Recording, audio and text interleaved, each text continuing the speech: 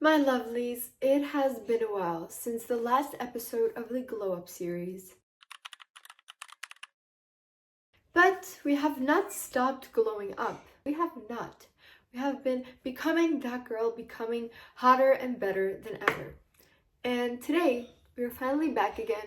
And today we're actually going to talk about my favorite Glow Up series part ever, which is hair care.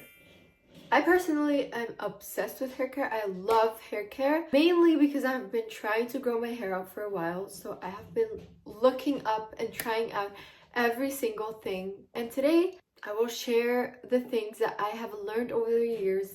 So yeah, fun little story. A few years ago, I used to always cut my hair to like here, like this, because at that time that was just the hairstyle that's actually...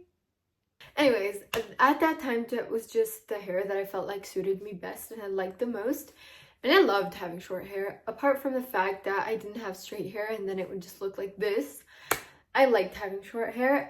It was like cool and witty, and 14-year-old me loved it. Then I remember I went on vacation with my friends and we were walking on this market and they had these like hair extension clippers and I just put one on for fun and I thought like, why would it actually be kind of nice to have like long hair again? And the thing is, when I was a child, I had long hair to like the bottom of my back until I decided that I wanted to cut it when I was like 10. And I thought to myself, actually, I would love to have long, luscious, healthy hair.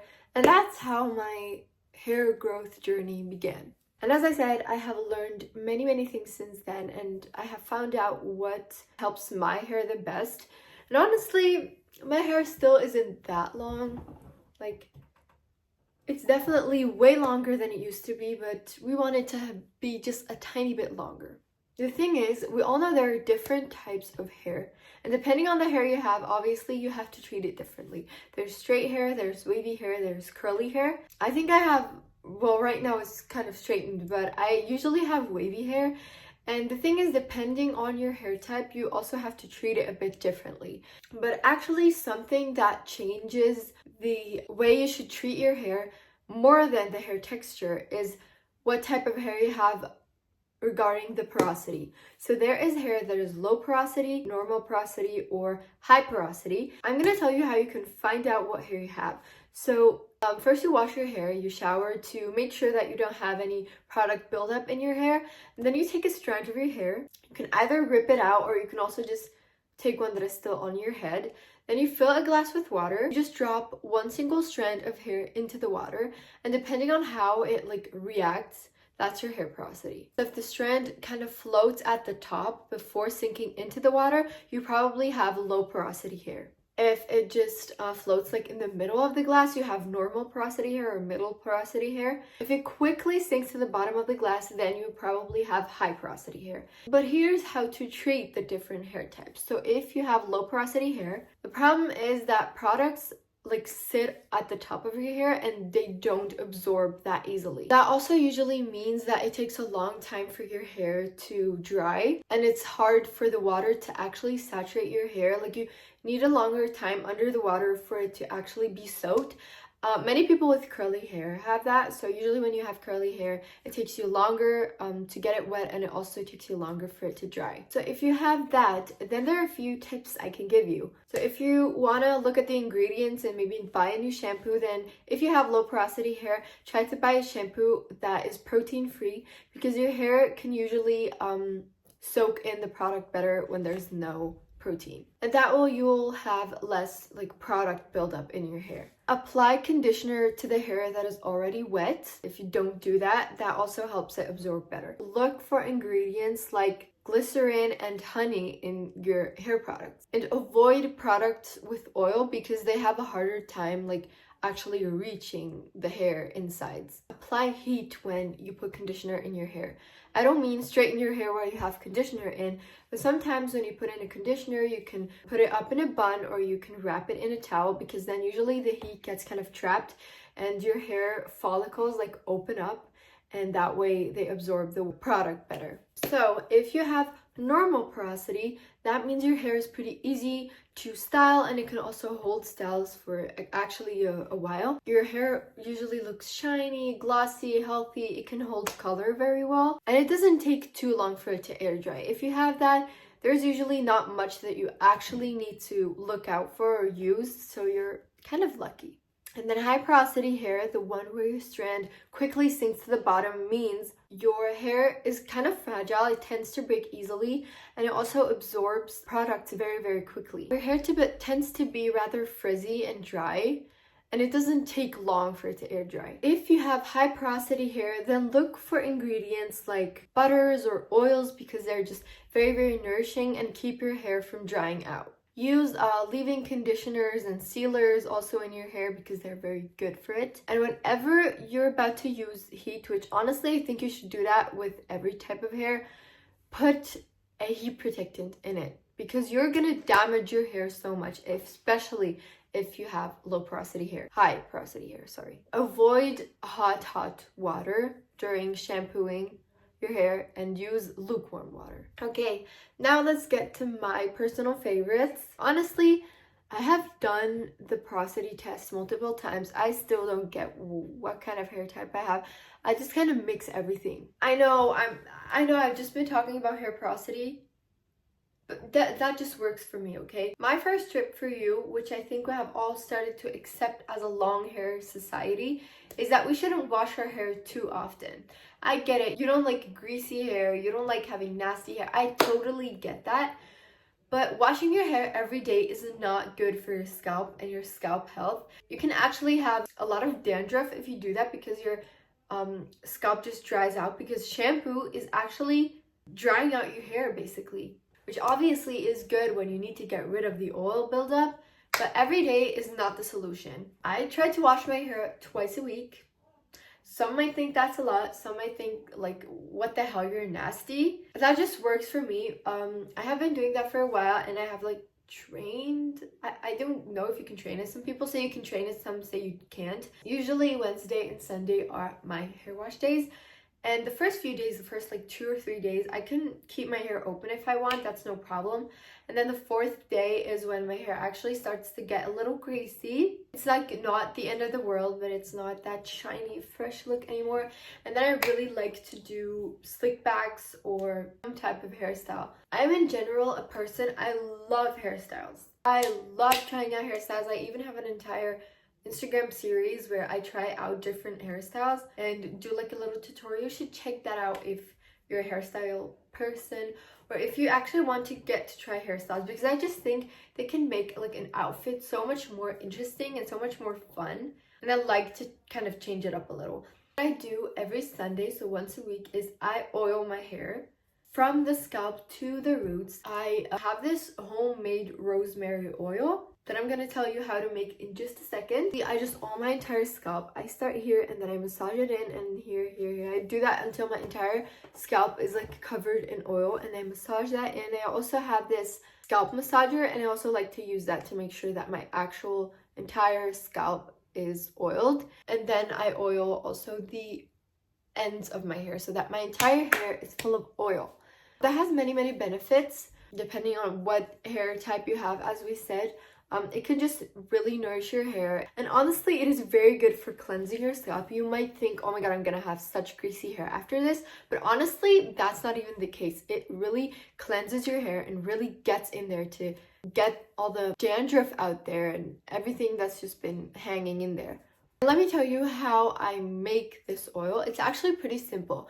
So you take any type of oil, like carrier oil as you call it. I use olive oil, and then I take fresh rosemary. I wash them, cut them up, dry them. While you do that, you let water cook, and then you put your bowl with the oil like on the boiling water, but not in the boiling water, if you get what I mean. It should be heated by the steam. You take a little steam and then you pour the oil into any kind of container. That usually lasts me a few months. Now let's get to my hair shower wash routine. I start out by rinsing my hair, and my hair still has the oil in it, so it is still very nourished, hydrated, whatever. And I take shampoo, scalp my oil, wash my scalp with the shampoo, rinse it off. If I don't have any oil in my hair already, I take a little bit of conditioner because shampoo actually really dries out your hair, and if you just leave it like that, then it will also dry out your roots. Actually, never shampoo your roots. I mean your ends, sorry. I do that twice. So after I've done that for the first time, I do that a second time. I put conditioner in my hair, shampoo my hair, and this time, the second time around, it should really foam. If not, then it's not wet enough in there, then you need a little bit more water. I also like to use the scalp massager for that, to make sure that everything is actually clean and then actually get the buildup oil out of there.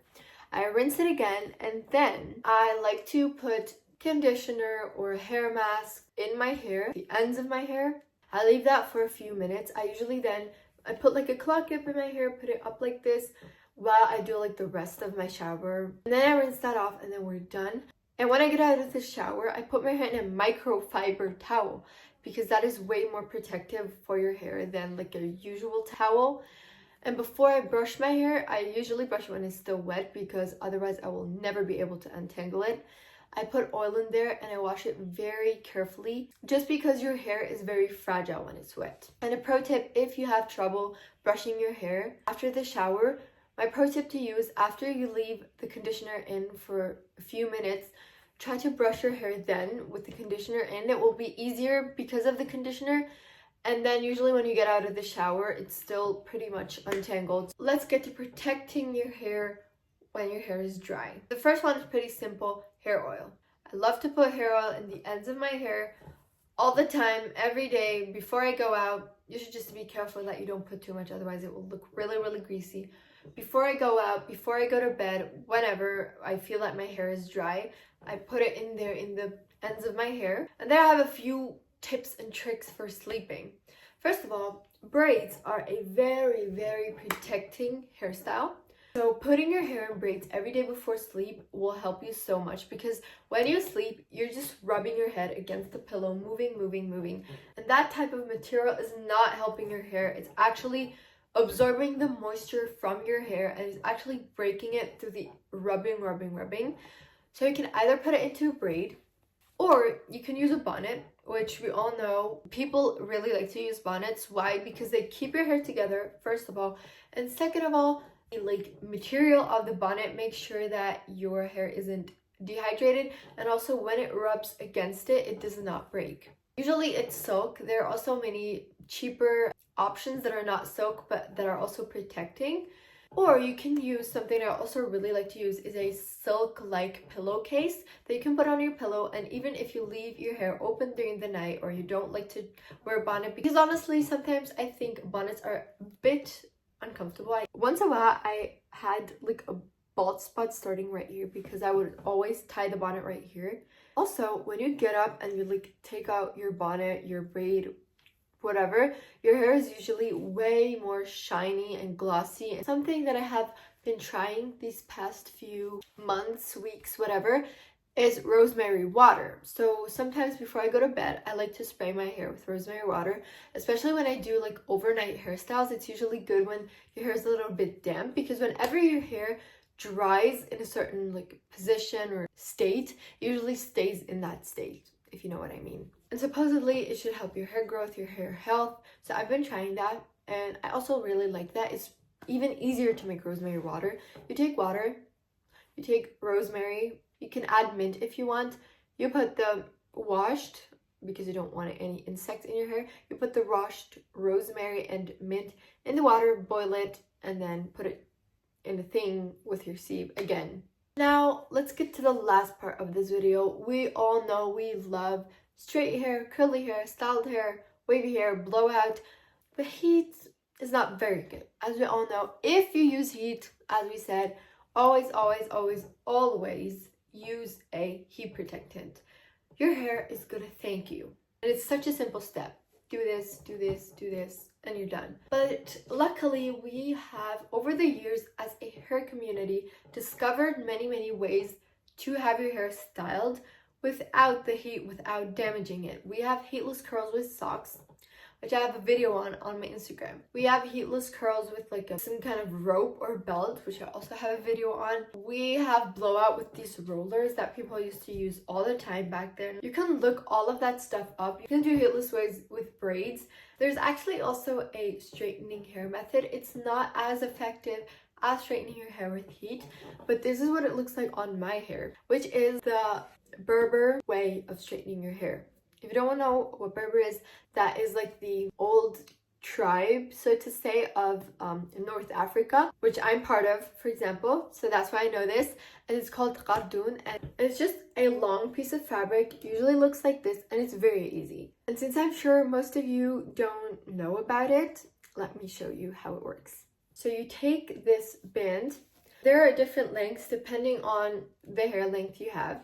It's a bit hard doing it alone the first time. Usually don't do it alone, I just tell my mom to do it for me. But you take your hair like this, take it back as if you would tie it. Take one of the ends, you put it in here. Make sure to leave like a little bit out here. And then you start tying it around your hair, until you're almost at the bottom, like until here. Because if you do it too low, then during the night it can just slip off. And then you go back up, and then when you're at the top and your entire hair is like in that thing, you just tie it. And that's how it would usually look like. And the next day you have kind of straightened hair. Obviously you have this like dent from tying your hair, but it's a solution if you just want your hair to be kind of straight and you don't want to use any heat. I think that was all. You can check out my Instagram, that_Lila with 2 A's, because I post a lot of hair content on there. So if you feel like I have missed important information to share about hair care that you need to share, then drop that in the comments below, because we will all be very happy to have 1 or 2 more hacks for our hair. See you next time. Mwah.